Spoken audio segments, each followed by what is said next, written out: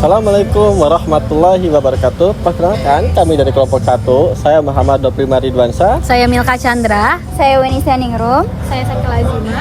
Pada hari ini kami akan membawakan presentasi mengenai tugas makalah dari mata kuliah perpajakan dengan judul Analisis Implementasi Pemotongan dan Pelaporan PPh Pasal 21 atas penghasilan pegawai tetap studi kasus pada PT Cakrawala Integrasi Nusantara tahun 2024. Berikut presentasi yang akan kami sajikan. Selamat menyaksikan. Perkenalkan, saya Milka, perwakilan dari kelompok 1.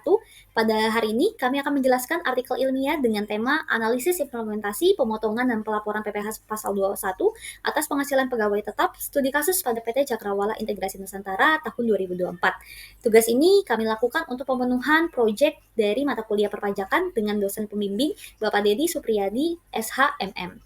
Pada kali ini, kami akan menjelaskan bagaimana cara menghitung PPh 21, bagaimana cara membuat SPT, dan bagaimana cara melaporkan pajak itu sendiri.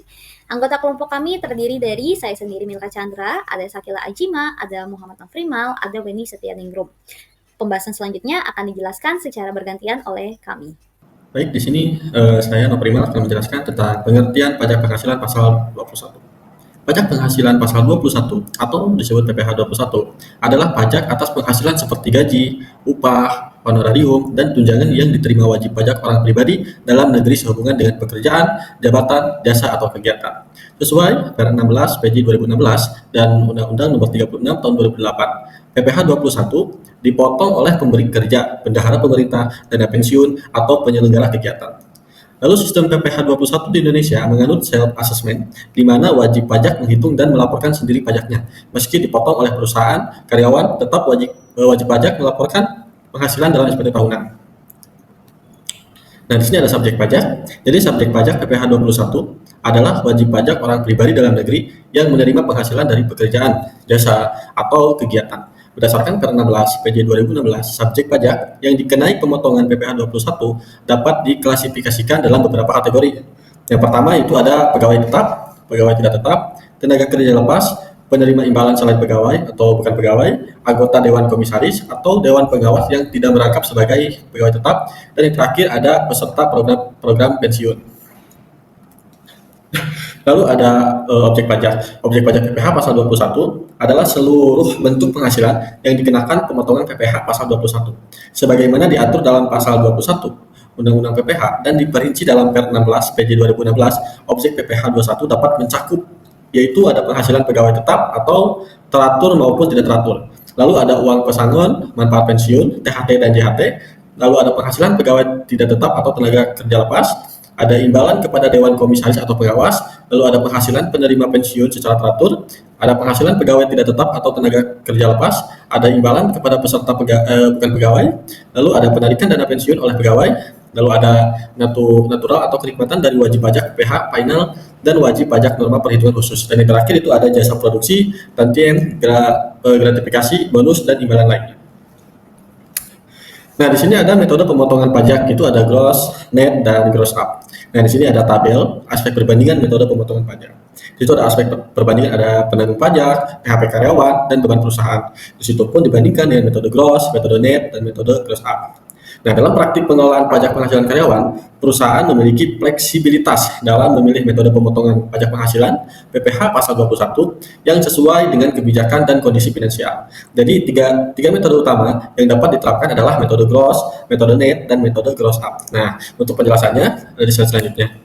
Jadi yang pertama itu metode gross. Metode gross itu adalah sistem di mana pajak penghasilan atau PPh 21 ditanggung karyawan. Nah, gaji yang diterima adalah gaji bruto dan pajak langsung dipotong dari jumlah tersebut. Akibatnya take home pay lebih rendah. Contoh gaji 10 juta dipotong PPh 21 jadi 500.000, maka THP itu adalah 9.500.000. Nah, yang kedua metode net. Metode net itu sistem di mana pajak PPh 21 ditanggung perusahaan. Nah, karyawan menerima gaji bersih penuh tanpa potongan. Nah, biaya perusahaan lebih besar tapi bisa meningkatkan kepuasan kerja. Contohnya nih, gaji bersihnya itu 10 juta, PPh 21-nya itu 500.000, jadi total dibayar perusahaan adalah 10.500.000. Lalu yang ketiga ada metode gross up. Nah, metode gross up ini sistem di mana perusahaan memberi tunjangan pajak. Jadi karyawan tetap bayar pajak sendiri tapi take home pay tetap utuh. Nah, contohnya misalkan gaji 10 juta, tunjangan pajaknya 500.000. Nah, jadi brutonya itu 10.500.000. Lalu dipotong PPh 21 dan THP-nya totalnya itu 10 juta. Penghasilan tidak kena pajak atau PTKP. Jadi penghasilan tidak kena pajak atau PTKP adalah batas penghasilan yang dibebaskan dari pajak penghasilan atau PPh. Jadi bagi wajib pajak orang pribadi yang berfungsi sebagai pengurang penghasilan bruto untuk menentukan penghasilan kena pajak atau PKP. Nah, ini tabelnya. PTKP pria atau wanita tidak kawin. Nah, kalau misalkan tidak kawin tanpa ada tanggungan, maka besarnya itu 50 juta. Nah, kalau ini misalkan PTKP-nya pria sudah menikah atau sudah kawin ya. Kalau misalkan belum ada tanggungan jadi 58 juta. Nah, kalau misalkan PTKP-nya suami istri digabungin, kalau misalkan digabungin itu ada 112.500. Kalau misalkan tanggungannya 117 juta, kalau 2 121 juta, kalau 3 yaitu 126 juta. Baik, pada slide selanjutnya saya akan menjelaskan tentang pengertian pajak progresif. Pajak progresif adalah sistem perpajakan di mana wajib pajak membayar proporsi pajak yang lebih tinggi seiring dengan bertambahnya pendapatan atau nilai objek pajak. Jadi, dalam sistem ini, semakin banyak pendapatan atau nilai properti yang kita miliki, maka semakin tinggi juga tarif pajak yang harus kita bayarkan. Pajak progresif dimaksudkan untuk memajukan keadilan sosial dengan membebankan peningkatan beban pajak pada individu atau perusahaan dengan sumber daya ekonomi yang lebih besar. Lalu selanjutnya, ada prinsip dasar pajak progresif. Gagasan inti perpajakan progresif adalah keadilan vertikal atau perhitungan bertingkat, atau biasa yang disebut yaitu progressive layering, yang berarti mengenakan beban pajak yang lebih tinggi pada individu atau bisnis dengan potensi ekonomi yang lebih besar. Ide ini didasarkan pada asumsi bahwa mereka yang memiliki pendapatan atau kekayaan lebih mampu membayar pajak lebih tinggi tanpa membahayakan kebutuhan dasar mereka. Lalu di sini ada tarif pajak progresif. Berdasarkan Undang-Undang Harmonisasi Peraturan Perpajakan UU HPP Nomor 7 Tahun 2021 Pasal 17 yang mulai berlaku pada tanggal 1 Januari 2022, yaitu perhitungan PPh 21 tidak langsung dikalikan dengan tarif tertinggi, melainkan dilakukan secara bertingkat untuk setiap lapisan PKP dan setiap lapisan yang dikenakan tarif pajak yang berbeda. Nah, di sini ada lapisan penghasilan kena pajak yaitu PKP. Sampai dengan 60 juta dikenakan tarif 5%. Di atas 60 juta sampai dengan 250 juta dikenakan tarif 15%. Di atas 250 juta sampai dengan 500 juta dikenakan tarif 25%, lalu di atas 500 juta sampai dengan 5 miliar dikenakan 30%. Lalu di atas 5 miliar kena 35%. Lalu di sini juga ada tarif efektif rata-rata atau TER. Tarif efektif rata-rata merupakan tarif pajak yang digunakan untuk menghitung besarnya pajak penghasilan pasal 21 terutama berdasarkan jumlah penghasilan bruto pegawai tetap yang dibayarkan secara bulanan. Metode ini tuh bertujuan untuk menyederhanakan perhitungan pajak bulanan. Pada slide ini kita akan membahas tentang tarif efektif rata-rata atau TER dalam perhitungan PPh pasal 21. Peraturan Pemerintah Nomor 55 Tahun 2022 tentang penyesuaian peraturan di bidang pajak penghasilan yang merupakan turunan dari Undang-Undang Nomor 7 Tahun 2021 tentang harmonisasi peraturan perpajakan atau UU HPP. Kita bisa lihat di sini TER dibagi menjadi 3 kategori. Ada kategori A, kategori B, dan juga kategori C sesuai dengan status pernikahan dan juga tanggungan. Masing-masing kategori memiliki nilai PTKP yang berbeda-beda. Jadi metode ini menghitung PPh pasal 21 secara bulanan dari bulan Januari sampai dengan bulan November untuk memastikan bahwa tidak adanya kekurangan atau kelebihan bayar pajak. Untuk bulan Desember tetap dihitung menggunakan sistem PTKP metode yang sebelumnya. Lalu selanjutnya ada lapisan penghasilan bruto. Di sini ada 3 tabel yaitu TER A, TER B, dan juga TER C. Di TER A, tarifnya bervariasi, mulai dari 0,00% untuk penghasilan sampai dengan Rp5.400.000 dan terus meningkat secara progresif sehingga mencapai 34,00% untuk penghasilan di atas Rp1.400.000. Begitu juga dengan seterusnya, TER A, TER B, dan juga TER C. Selanjutnya ada dasar hukum dan ketentuan terkait. Dasar hukum 1 Undang-Undang Nomor 7 Tahun 1983 tentang pajak penghasilan sebagaimana telah beberapa kali diubah terakhir dengan Undang-Undang Nomor 7 Tahun 2021 tentang harmonisasi peraturan perpajakan atau UU HPP, yaitu menjadi landasan utama dalam pengaturan pajak penghasilan di Indonesia termasuk PPh pasal 21. Lalu ada dasar hukum 2. PP nomor 58 tahun 2023 mengatur penggunaan tarif efektif rata-rata atau TER untuk pemotongan PPh 21 atas penghasilan pegawai tetap pada Januari sampai dengan November.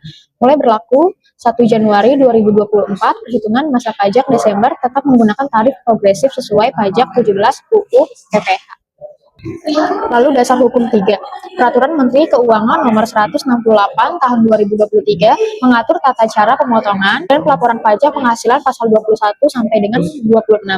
PMK ini memberikan pedoman teknis terkait implementasi PP 58 Tahun 2023 termasuk menggunakan sistem e-bupot dalam pelaporan.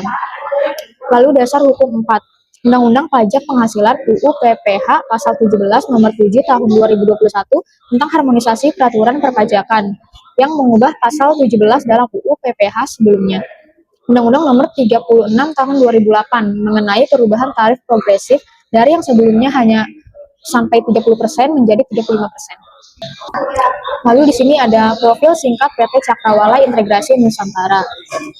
Adanya PT Cakrawala Integrasi Nusantara ini untuk mempermudah pelaksanaan kewajiban perpajakan, perusahaan menggunakan platform DJP online, khususnya fitur e-bupot untuk menerbitkan bukti potongan elektronik dan ESPT. Struktur gaji dan tunjangan. Dalam proses perhitungan dan pelaporan PPh 21, dokumen pendukung memegang peranan penting untuk memastikan bahwa seluruh komponen gaji dan tunjangan yang dikenakan pajak telah tercatat secara sah dan akurat. Potongan wajib dan dasar hukumnya. Jenis potongannya ada biaya jabatan dengan persentase 5% dari penghasilan bruto, misalnya 500.000 per bulan atau 6 juta per tahun. Selanjutnya ada jaminan hari tua dengan persentase 2% dari upah karyawan, 3,7% dari upah perusahaan. Selanjutnya ada BJP jaminan pensiun dengan persentase 1% dari upah karyawan, 2% dari perusahaan. Batas upah Rp9.559.600 per bulan per 2024. Selanjutnya ada jaminan kecelakaan kerja dengan persentase 0,24% sampai 1,74% dari upah berdasarkan risiko pekerjaan. Selanjutnya ada jaminan kematian dengan persentase 0,3% dari upah. Selanjutnya ada BPJS Kesehatan dengan persentase 1% dari upah karyawan, 4% dari upah perusahaan. Selanjutnya ada PPh Pasal 21 dengan persentase berdasarkan penghasilan neto dengan tarif progres. Yang terakhir ada potongan lain atau opsional dengan persentase sesuai kesepakatan internal, koperasi, iuran serikat, pinjaman pribadi, dan lain sebagainya. Dokumen pendukung perhitungan dan pelaporan PPh 21 ada 4. Yang pertama, slip gaji. Dokumen bulanan yang mencatat rincian penghasilan, potongan, dan gaji bersih karyawan, serta berfungsi sebagai bukti transportasi pembayaran. Yang kedua ada rekap kehadiran dan lembur, yaitu untuk menghitung insentif dan penghasilan tambahan yang mempengaruhi total penghasilan bruto kena pajak. Yang ketiga ada bukti potong PPh 21, yaitu bukti yang memuat informasi pajak yang dipotong dan disetor pemberi kerja atas nama karyawan, dan sejak 2020 dilaporkan melalui e-bupot di DJP online. Yang keempat ada dokumen PTKP. Berdasarkan ini, menentukan status PTKP yang mempengaruhi besaran penghasilan tidak kena pajak. Selanjutnya, kita akan masuk ke perhitungan pajak PPh 21. Sebelum masuk ke penjelasan lebih lanjut, apa yang dimaksud dengan PPh pajak pasal 21? PPh pasal 21 merupakan pajak yang dikenakan atas penghasilan yang diterima oleh individu, khususnya karyawan atau pekerja, sebagai imbalan atas pekerjaan atau jasa. Pajak harus dipahami untuk memastikan kepatuhan peraturan perpajakan dan menghindari sanksi administrasi.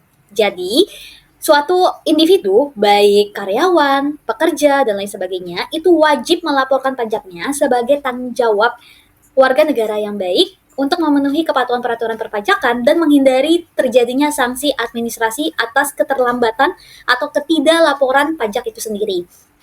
Sebelum kita masuk ke perhitungannya, ada beberapa komponen pendukung untuk dapat mencari pajak PPh pasal 21. Ada satu, yaitu penghasilan kena pajak atau PKP. Yang kedua, ada PTKP atau penghasilan tidak kena pajak. Dan yang ketiga, ada tarif PPh 21. Komponen-komponen ini adalah pendukung untuk proses pemotongan dan pelaporan pajak yang dilakukan secara akurat, benar, dan teliti sesuai ketentuan terbaru melalui studi kasus yang kelompok kami akan analisis. Studi kasus yang pertama. Ada seorang karyawan bernama Sari Wulandari yang merupakan staf administrasi di PT Cakrawala Integrasi Nusantara. Beliau belum menikah dan tidak memiliki tanggungan. Pada tahun 2024, beliau menerima gaji pokok sebesar 5 juta per bulan. Biaya jabatan dikenakan sebesar 5% dari penghasilan brutonya. Sebagai peserta aktif BPJS, penghasilannya dikenakan potongan. Ada JHT 2%, ada JP 1%, BPJS Kesehatan 1%, itu ditanggung oleh karyawan itu sendiri. Yang kedua, perusahaan menanggung JKK 0,55%, JKM 0,3%, dan BPJS Kesehatan berupa 4%. Maka, hitunglah PPh 21 dari Sari Wulandari. Ada beberapa tahap untuk melakukan perhitungan PPh 21. Tahap yang pertama, kita perlu menghitung penghasilan brutonya tuh apa saja sih. Yang pertama itu ada gaji pokok 5 juta, kemudian ada JKK atau jaminan kecelakaan kerja, itu tarifnya sudah tertera ya di sini 0,55%. Berarti 0,55% kita kali dengan gaji pokoknya 5 juta, totalnya menjadi 27.500 per bulan. Kalau JKM, jaminan kecelakaan kerja, tanggungannya itu di 0,3% dikali gaji pokok 5 juta, jadi 15.000 per bulan. Kemudian BPJS Kesehatan, 4% dari gaji pokok berarti totalnya 200.000. Dari penjelasan ini kita dapat lihat bahwa penghasilan bruto dari Sari Wulandari per bulannya yaitu sekitar 5.242.500 rupiah. Setelah kita mendapatkan penghasilan brutonya berapa, tahap kedua kita perlu melakukan perhitungan pengurang penghasilan bruto. Pengurang penghasilan bruto itu dari mana sih? Itu dari biaya-biaya yang ditanggung oleh karyawan itu sendiri. Yang pertama itu adalah biaya jabatan, itu 5% dari penghasilan bruto. Berarti kan 5% dikali penghasilan brutonya sudah kita cari, yaitu di 5.242.500, jadi totalnya 262.125 rupiah. Kemudian ada JHT, jaminan hari tua itu tarif yang ditanggung oleh karyawan sebesar 2% dari gaji pokok, berarti 2% dikali 5 juta, nominalnya 100.000. Kemudian ada JP, jaminan pensiun, itu tarifnya 1% dikali 5 juta, berarti totalnya 50.000. BPJS Kesehatan, 1% dari 5 juta, berarti 50.000. Jadi pengurang dari penghasilan bruto itu dapat kita lihat totalnya menjadi 462.125 rupiah. Setelah kita udah ketemu nih penghasilan brutonya berapa, pengurang brutonya berapa, kita dapat menentukan penghasilan neto atau penghasilan bersihnya, yaitu penghasilan bruto per bulan dikurang pengurang bruto per bulan. Berarti 5.242.500 rupiah kita kurang dengan 462.125 rupiah. Total penghasilan neto per bulannya yaitu 4.780.375 rupiah. Nah, kita tinggal kalikan aja kalau ingin mencari per tahunnya, yaitu penghasilan neto per bulan dikali 12 berarti 4.780.375 rupiah dikali dengan 12 totalnya 57.364.500 rupiah. Karena beliau itu belum menikah dan belum memiliki tanggungan, berarti PTKP-nya itu adalah tidak kawin, nol tanggungan. Seperti yang sudah dibahas sebelumnya ya, PTKP TK0 itu sebesar 54 juta. Jadi tinggal kita kurangin aja nih. Penghasilan neto dikurang PTKP akan menghasilkan PKP atau penghasilan kena pajak. Penghasilan kena pajaknya kita hitung dari 57.364.500 rupiah, kita kurang dengan 54 juta. Totalnya 3.364.500 rupiah. Nah, untuk mencari PPh 21-nya gimana? Tinggal kita menggunakan tarif pajak yang sudah tadi dibantu jelaskan ya. Berarti kan dia di bawah 60 juta. Berarti tarifnya adalah 5%. Jadi 5% dikali 3.364.500 rupiah, totalnya menjadi 168.225 rupiah. Kalau kita mau mencari per bulannya, tinggal kita bagi 12 saja. Dari studi kasus yang pertama, kita dapat membuat kesimpulan bahwa PPh pasal 21 Sari Wulandari tahun 2024 itu sebesar Rp168.225 dan telah dipotong oleh perusahaan. Bukti potong formulir 1721-A1 diterbitkan sebagai dokumen resmi untuk pelaporan SPT tahunan baik oleh perusahaan ke DJP maupun oleh karyawan. Jadi alurnya ketika perusahaan sudah melakukan pemotongan, perusahaan akan memberikan bukti potongnya berupa formulir 1721-A1. Nanti akan dijelaskan juga di bagian selanjutnya cara pengisian SPT tersebut. Nah, ketika karyawan sudah mendapat bukti potong formulir tersebut, itu yang akan dijadikan untuk melakukan pelaporan di DJP. Gitu. Jadi, kita dapat simpulkan juga nih bahwa take home pay atau THP karyawan tetap itu gaji pokok dikurang potongan karyawan. Gaji pokoknya kan tadi 5 juta. Potongannya apa aja? Tadi ada apa aja? Ada JHT, ada JP, ada BPJS Kesehatan, dan ada PPh 21. Jadi kalau kita jumlahin semuanya, 4.785.981 rupiah. Itu adalah take home pay yang diterima oleh Sari Wulandari. Untuk lebih jelasnya nih, kita masuk ke studi kasus yang kedua.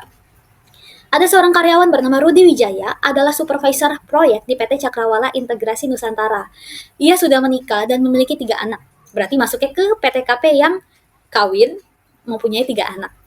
Gaji pokok bulannya sebesar 15 juta. Ia juga dikenakan biaya jabatan sebesar 5% dari penghasilan bruto. Tahapnya juga hampir sama dengan yang sebelumnya. Tahap yang pertama itu kita mencari penghasilan brutonya dulu, yaitu gaji pokoknya 15 juta, CKK kan tadi memang sudah ketentuannya di 0,55% ya. Jadi tinggal kita kalikan aja 0,55% dikalikan gaji pokok 15 juta, totalnya 82.500. Kalau JKM tinggal kalikan 0,3% dikali gaji pokok, totalnya 45.000. BPJS Kesehatan 4% dikali 15 juta menjadi 600.000. Jadi penghasilan bruto dari Rudi Wijaya itu totalnya 15.727.500 rupiah.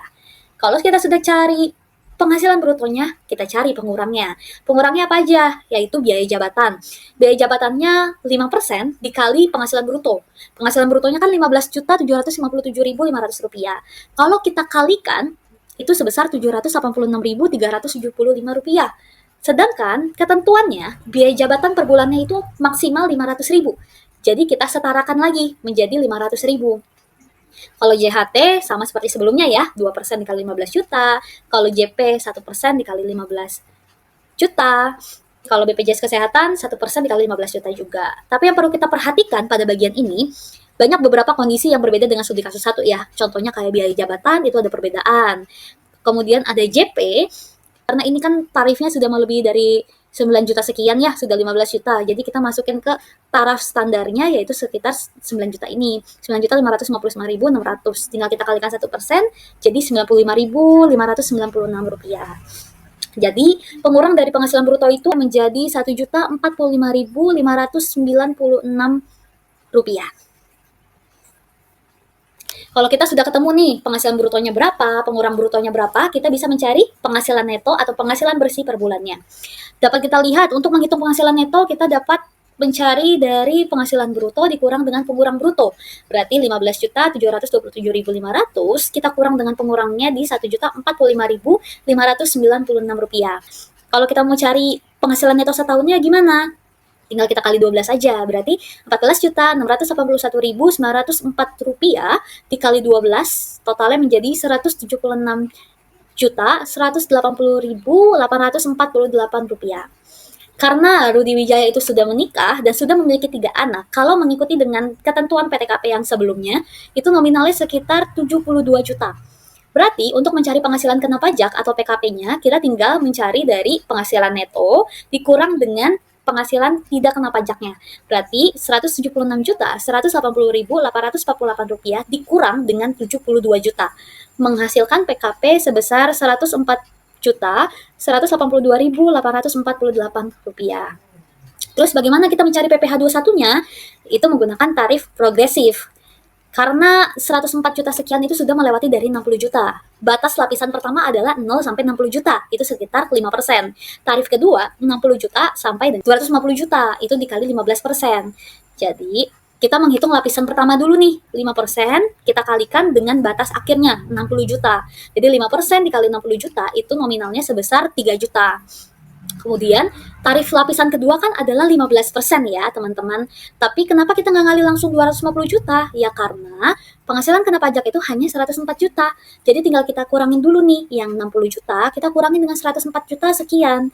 Makanya terdapat sisa sebesar 44.180.848 rupiah. Kita kali dengan 15%, totalnya 6.627.427 rupiah. Maka dapatlah hasil PPh 21 terutangnya itu sebesar 9.627.427 rupiah. Mau tahu nih PPh 21 per bulannya berapa, tinggal kita bagi aja.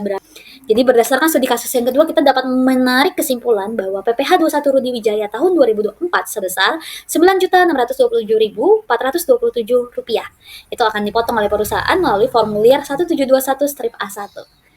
Oke semuanya, di sini saya akan menjelaskan formulir 1721 strip A1, yaitu bukti pemotongan pajak penghasilan pasal 21 bagi pegawai tetap. Nah, kita langsung aja ke NPWP pemotong. Sini kita isi NPWP pemotong yaitu 12, 345, 678, 9, 012, dan 000.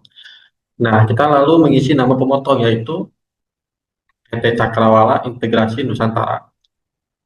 Setelah kita isi nama dan NPWP pemotong, lalu kita lanjutkan ke identitas penerima penghasilan yang dipotong. Nah, kita masukkan NPWP-nya 46 677 3218 lalu 117000. Setelah kita mengisi NPWP, kita lanjut mengisi NIK 33025413744200001. Nah, setelah kita mengisi NPWP dan NIK, lanjut kita mengisi nama penerima. Nah, untuk nama penerima yaitu Sari Wulandari.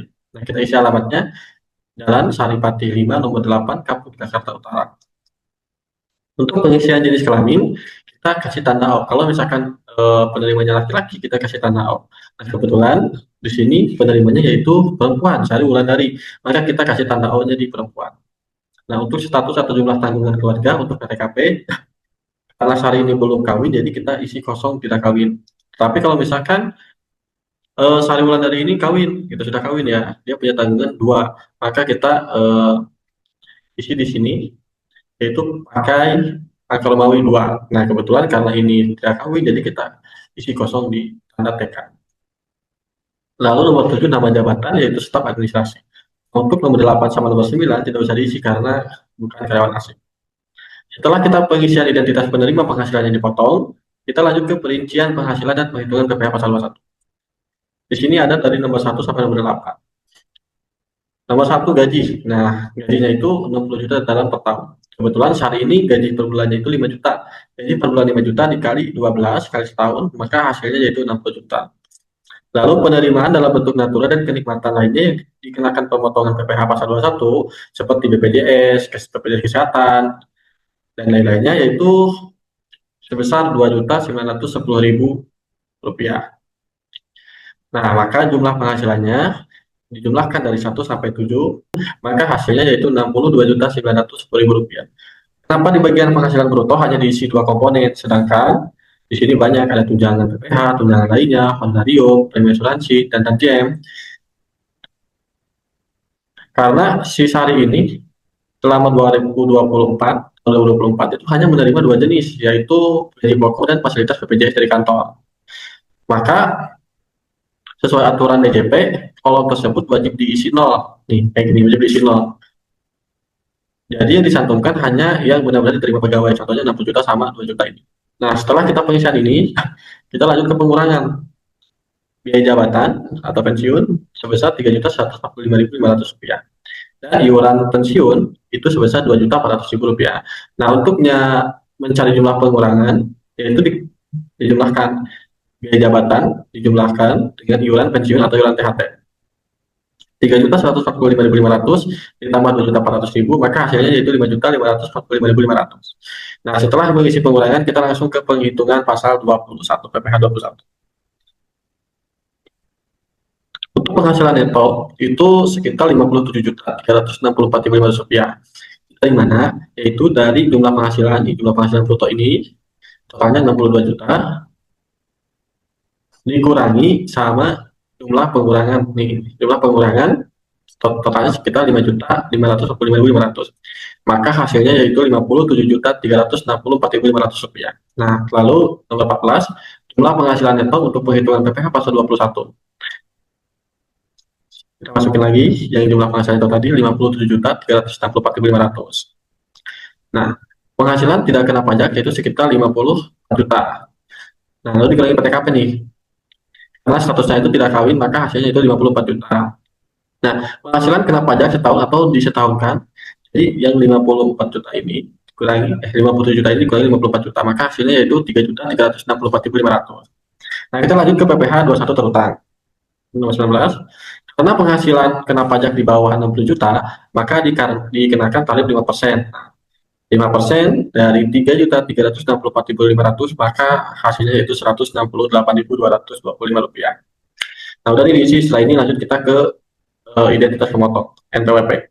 NPWP-nya 12.345.678.9012.000. Nama pemotongnya itu PT Cakrawala Integrasi Nusantara. Nah, ini tanggal dan tanda tangannya itu diisi Kan tanggal 31 bulan Desember kita ketik 12 2024. Jadi potongan total PPh 21 selama tahun 2024 untuk pegawai Sri Wulandari adalah Rp168.225. Baik, selanjutnya saya izin melanjutkan rekan saya yang sebelumnya. Pada kali ini saya akan membahas studi kasus yang kedua menggunakan formulir A721-A1. Pada bagian nomor kita isikan NPWP nama pemotong yaitu 123456789012000. Masa perolehan penghasilan kita tulis dari awal tahun sampai akhir tahun yaitu bulan 1 sampai bulan 12. Pada bagian NPWP pemotong kita masukkan sama seperti sebelumnya. Nama pemotongnya kita masukkan PT Cakrawala Integrasi Nusantara. Kemudian masuk ke bagian A, identitas penerima penghasilan yang dipotong. Pada bagian NPWP kita masukkan NPWP-nya Pak Rudi Wijaya yaitu 468876998117000. Pada NIK-nya kita masukkan juga di 3302510077750001. Namanya yaitu Pak Rudi Wijaya. Alamatnya kita tuliskan di Jalan Citra Indah 1 nomor 1, Kapuk, Jakarta Utara. Jenis kelaminnya karena Pak Rudi sebagai laki-laki, kita bulatkan saja bagian laki-laki. Pada bagian ke-6, satu jumlah tanggungan keluarga untuk PTKP karena Pak Rudi sudah menikah dan memiliki 3 tanggungan anak, maka kita tuliskan aja di K strip atau garis miring 3. Pada bagian nomor 7 atau nama jabatan, kita isikan aja supervisor proyek. Bagian 8 dan 9 kita kosongkan karena Pak Rudi bukan sebagai karyawan asing. Kita masuk ke bagian utama yaitu rincian penghasilan dan perhitungan PPh pasal 21. Langkah pertama kita cari dulu penghasilan brutonya. Pada poin pertama yaitu gaji atau pensiun atau THT dan JHT. Gaji per bulannya Pak Rudi adalah 15 juta. Tinggal kita setahunkan menjadi 15 juta dikali 12, totalan menjadi 180 juta.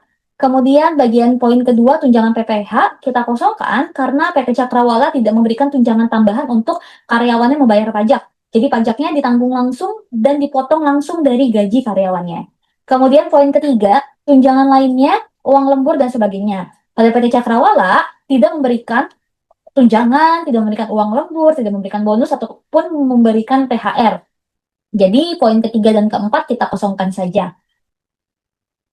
Pada poin kelima, premi asuransi yang dibayar oleh pemberi kerja itu ada beberapa. Di antaranya ada JKK, ada JKM, ada BPJS Kesehatan. Total per bulannya itu sebesar 727.500 dikalikan dengan setahun, totalnya menjadi 8.730.000 rupiah. Kemudian pada poin ke-6 dan ke-7 kita kosongkan saja. Poin ke-8 jumlah penghasilan bruto, kita tinggal jumlahkan dari poin 1 dengan poin ke-5, jumlahnya menjadi 188.730.000 rupiah. Kemudian kita cari tahap yang kedua yaitu pengurangan penghasilan bruto. Pada poin ke-9, biaya jabatan atau iuran pensiun, sesuai dengan ketentuan, per bulannya maksimal 500.000, per tahunnya maksimal 6 juta. Jadi tinggal kita kalikan aja dengan 6 juta. Kemudian poin ke-10, iuran pensiun atau iuran THT atau JHT. Jadi karyawan juga membayarkan beberapa tagihannya atau beberapa tunjangannya seperti ada JHT, ada JP, dan juga ada BPJS Kesehatan dengan jumlah per bulannya itu sekitar Rp545.596. Tinggal kita setahunkan jumlahnya menjadi Rp6.547.152. Kemudian jumlah pengurangannya tinggal kita tambahkan aja dari poin 9 dengan poin 10, totalnya menjadi Rp12.547.152. Kemudian tahap ketiga kita masuk ke perhitungan PPh pasal 21. Poin ke-12 jumlah penghasilan neto, tinggal kita kurangkan saja poin ke-8 dengan poin ke-11, totalnya menjadi Rp176.182.848. Poin ke-13 kita kosongkan saja, poin 14 kita samakan saja dengan poin 12. Kemudian poin 15 yaitu penghasilan tidak kena pajak atau PTKP, karena Pak Rudi sudah menikah, seorang pribadi dan juga memiliki 3 anak, maka perhitungannya adalah 54 juta untuk pribadi, 4.500.000 sudah menikah, 4.500.000 dikali 3 karena sudah mempunyai 3 tanggungan, jadi totalnya sebesar 72 juta. Kemudian poin ke-16 tinggal kita kurangkan saja dari penghasilan neto Pak Rudi dikurang dengan PTKP jumlahnya menjadi Rp104.182.848. Kemudian pada poin ke-17 kita menghitung PPh pasal 21 atas penghasilan kena pajak yang disetahunkan. Dapat dari mana angka sekian? Mungkin sudah dijelaskan pada perhitungan sebelumnya ya, karena perpajakan di Indonesia menggunakan pajak progresif atau berlapis. Jadi kita menghitung secara bertahap. Lapisan pertama yaitu 5% dikali 60 juta. Totalnya menjadi 3 juta. Lapisan kedua itu 15%. Tinggal kita kalikan dengan sisa jumlah dari 104.192.848 rupiah dikurang 60 juta menjadi 44.182.848 rupiah. Totalnya menjadi 6.627.427 rupiah. Jika dijumlahkan secara keseluruhan, PPh pasal 21 dari Parudi jumlahnya menjadi 9.627.427 rupiah. Poin ke-18 dikosongkan, 19 dan 20 disamakan saja.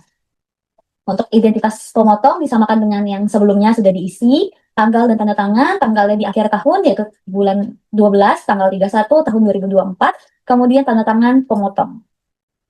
Selanjutnya, kelompok kami akan menjelaskan bagaimana cara pengisian SPT tahunan wajib pajak orang pribadi 1770S menggunakan e-filing dalam DJP. Berhubung karena perusahaan kita masih di 2024, sesuai dengan ketentuan di tahun 2024, wajib pajak pribadi itu masih bisa melakukan pelaporan di DJP, bukan di Cortex. Baik, saya akan menjelaskan bagaimana alur atau langkah-langkah yang harus kita ikuti saat melaporkan SPT secara online lewat situs pajak.go.id. Prosesnya sangat simpel, kita bisa lakukan hanya lewat HP atau laptop. Langkah pertama, tentu kita harus login ke akun DJP online di www.pajak.go.id. Gunakan NPWP dan password kita masing-masing. Seperti gambar yang ada di sini, kita bisa masukkan NPWP atau nomor NIK, lalu tulis kata sandi akun pajak, lalu tulis ulang kode keamanan yang terdapat pada sebelah kiri kolom. Lalu setelah itu, klik login. Jika lupa kata sandi, tekan lupa kata sandi yang ada di sini. Dan bagi pengguna baru, tekan daftar di sini.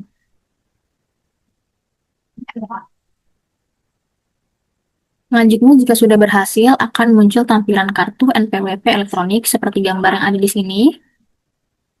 Untuk melaporkan SPT tahunan, tekan lapor.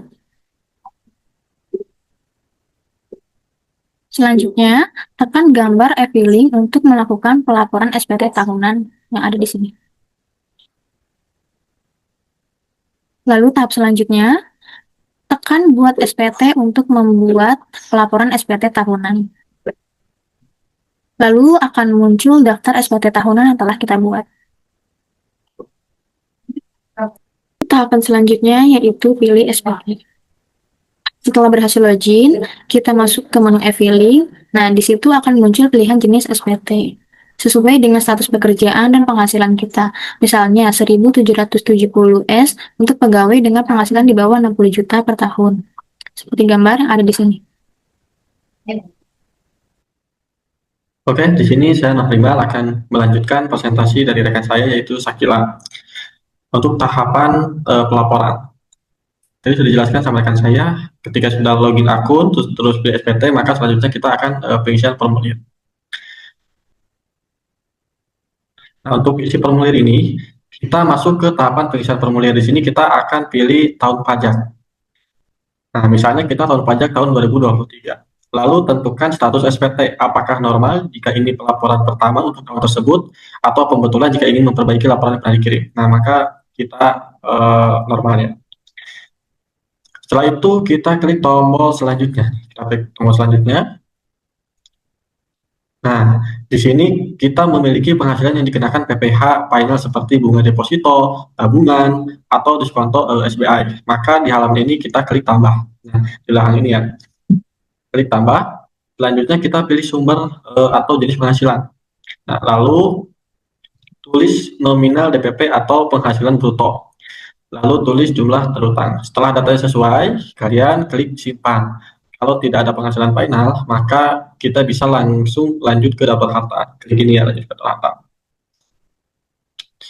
Nah, berikutnya kita masuk ke bagian daftar harta. Di sini kita isi daftar harta yang kita miliki per 31 Desember 2023. Seperti tabungan, motor, rumah, atau emas. Jadi dari sini dulu, kita klik tambah nih. Kita klik tambah untuk menambah harta baru. Lalu pilih kode harta. Misalnya kode 012 untuk tabungan, 042 untuk sepeda motor. Kalau kalian punya sepeda motor, maka di sini kode hartanya 042. Lalu tulis nama harta, contohnya tabungan BCA. Nah, setelah itu pilih tahun perolehan, yaitu tahun kita membeli atau memperoleh harta tersebut. Setelah isi tahun perolehan, selanjutnya kita isi harga perolehan, yaitu nilai saat kita mendapatkan harta itu. Nah, setelah itu langsung kita keterangan, terus keterangan tambahan kalau perlu. Kalau di tahun lalu sudah mengisi daftar harga, tinggal klik harta pada SPT tahun lalu. Kalau kita udah ngisi ini, kita klik harta pada SPT tahun lalu. Kalau sudah mengisi ya.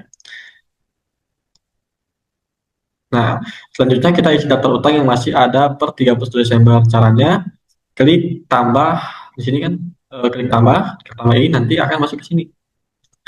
Nah, nanti kita akan masuk ke sini, terus isi kode utang, sesuaikan jenis utangnya. Nah, setelah itu kita langsung ke nama pemberi pinjaman, misalnya Bank Mandiri, Bank BRI, atau nama perorangan. Lalu kita tulis alamat pemberi pinjaman. Setelah isi itu, lalu kita isi tahun peminjamannya, lalu tulis jumlahnya. Nah, jumlah pinjaman yang masih tersisa sampai 31 Desember 2023. Kalau di tahun sebelumnya sudah pernah diisi, klik saja utang pada SPT tahun lalu. Nah, jika sudah benar, kita klik simpan, lalu lanjut ke daftar tanggungan. Untuk dapat tanggungan, di sini kita isi anggota keluarga yang masih menjadi tanggungan per 31 Desember 2023. Misalnya anak, istri, atau orang tua. Caranya kan tadi klik tambah. Nah, klik tambah itu supaya langsung lanjut ke daftar tanggungan. Kita di sini tulis namanya siapa, tulis masukkan nicknya, pilih hubungan antara keluarga, contohnya anak, istri atau orang tua, lalu tulis pekerjaan, contohnya pelajar, ibu rumah tangga atau karyawan. Kalau tahun lalu sudah pernah isi, tinggal klik tanggungan pada SPT tahun lalu. Kalau sudah pernah isi, kalau belum maka kita klik selanjutnya. Oke, selanjutnya akan diteruskan penjelasannya oleh rekan kami itu Milka. Selanjutnya pada bagian A, yaitu penghasilan neto dalam negeri lainnya, tidak termasuk penghasilan dikenakan PPh final atau bersifat final. Kita memasukkan nih penghasilan neto dalam negeri lainnya. Jadi kalau misalnya kita punya penghasilan-penghasilan lain yang tidak termasuk penghasilan dikenakan PPh final atau yang bersifat final, kita masukkan pada bagian A. Jika sudah atau jika tidak ada, tekan lanjut ke B untuk melanjutkan pengisian SPT tahunan. Pada bagian B, kita menuliskan penghasilan yang tidak termasuk objek pajak yang sudah dijelaskan sebelumnya ya, ada sumbangan atau hibah, warisan, anggota persaudaraan komunitas, klaim asuransi, beasiswa, dan lain sebagainya. Jika ada diisi, jika tidak kita lewatkan, masuk ke lanjut ke bukti potong untuk melanjutkan pengisian SPT tahunan. Pada bagian C, tuliskan daftar pemotongan atau pemungutan PPh oleh pihak lain dan PPh yang ditanggung pemerintah. Jadi kita klik tambah aja nih. Klik tambah untuk memasukkan bukti potong atau SPT yang sudah kita isi sebelumnya. Nah, pada contoh kali ini kita menjelaskannya dengan contoh SPT yang sudah terlampir ya. Ini ada dari PT Punyanya Raka. Ada tulisan jenis pajak. Jenis pajak kita pilih dengan PPh pasal 21. Kemudian MPP pemotong tertera ya di sebelah sini. Tinggal kita masukkan aja 12026 dan lain sebagainya. Kemudian pada nama pemotong atau pemungut pajak kita tuliskan aja misalnya PT Punyanya Raka, atau kalau menggunakan PT kita berarti kan PT Cakrawala Integrasi Nusantara, tinggal kita masukkan aja di sebelah sini. Kemudian nomor bukti pemotongan atau pemungutan itu ada di sebelah paling atas, kita tinggal masukkan aja angkanya.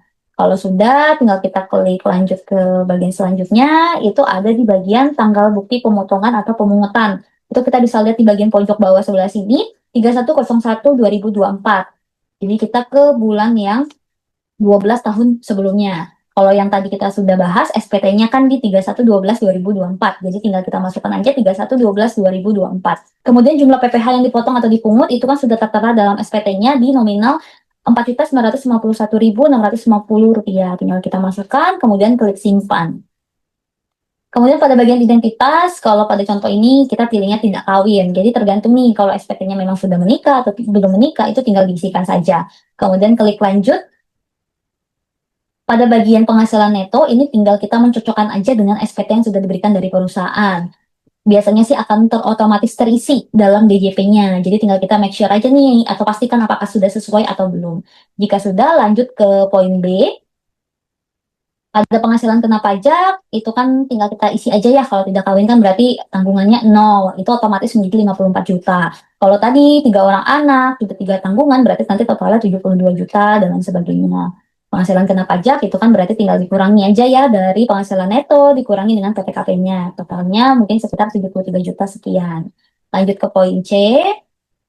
ada bagian PPh terutang. PPh terutang ya sama, jadi dalam PPh 21 dalam setahun itu dikenakan berapa sih? Itu tertera dalam SPT, tinggal kita tuliskan atau kita cocokkan saja. Kemudian lanjut ke D, bagian kredit pajak. Perhitungan PPh yang dipotong atau dipungut berdasarkan lampiran bukti potong. Jadi isinya sama seperti sebelumnya, yaitu PPh yang dikenakan oleh penghasilan tersebut. Kalau sudah lanjut ke E, PPh kurang atau lebih bayar. Jadi apabila seorang karyawan itu kurang bayar, lebih bayar, itu nanti tertera nih di bagian sini. Status SPT tahunan nihil, lebih bayar atau kurang bayar. Tapi kalau dalam case ini itu tidak ada kekurangan ataupun kelebihan bayar. Jadi kita tinggal lanjut ke F.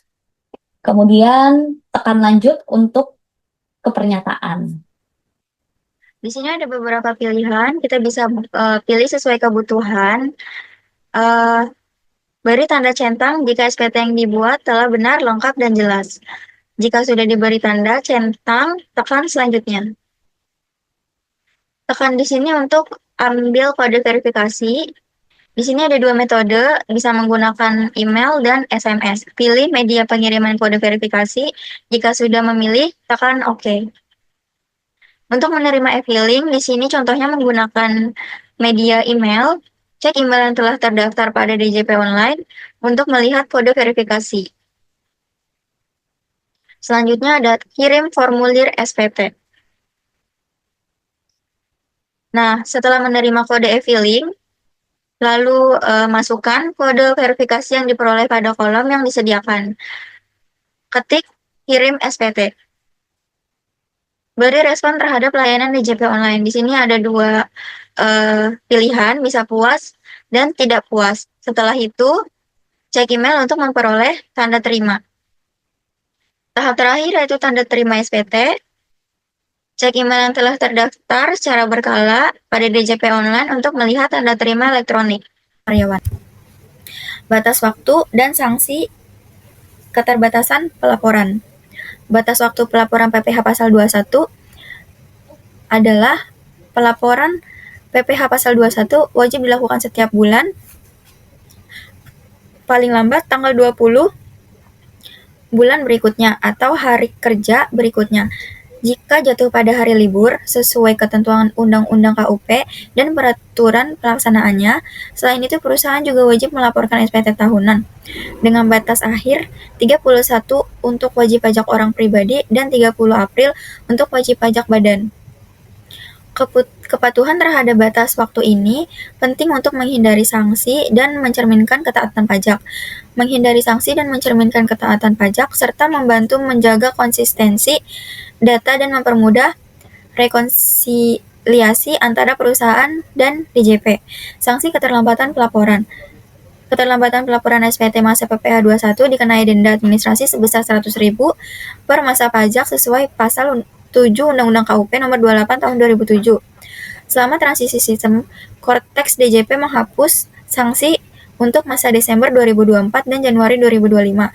Sanksi ini mendorong kepatuhan, didukung edukasi dan SOP internal perusahaan untuk menjaga ketepatan pelaporan. Sanksi yang penting untuk menegakkan kepatuhan dan meningkatkan penerimaan negara diiringi dengan edukasi perpajakan agar wajib pajak memenuhi hak dan kewajibannya. Kesimpulannya adalah pelaporan SPT tahunan PPh 21 merupakan kewajiban penting yang membutuhkan pemahaman menyeluruh terhadap struktur penghasilan, potongan, metode perhitungan pajak, gross net atau gross up, serta konsep tarif efektif rata-rata sebagai penyederhanaan perhitungan pajak. Perusahaan wajib melakukan pemotongan, penyetoran, dan pelaporan pajak secara tepat waktu disertai dokumen pendukung seperti slip gaji, e-Bupot 21/26, dan formulir 1721A1. Pemanfaatan aplikasi DJP Online turut mempermudah pelaporan baik oleh pemberi kerja maupun karyawan. Studi kasus menunjukkan bahwa pemahaman yang baik terhadap PPh 21 berkontribusi pada transportasi take home pay, kepatuhan pelaporan, dan terjaganya hubungan kerja yang sehat. Semoga presentasi yang kami sajikan dapat dimengerti. Mohon maaf jika ada kesalahan dalam memaparkan materi. Terima kasih.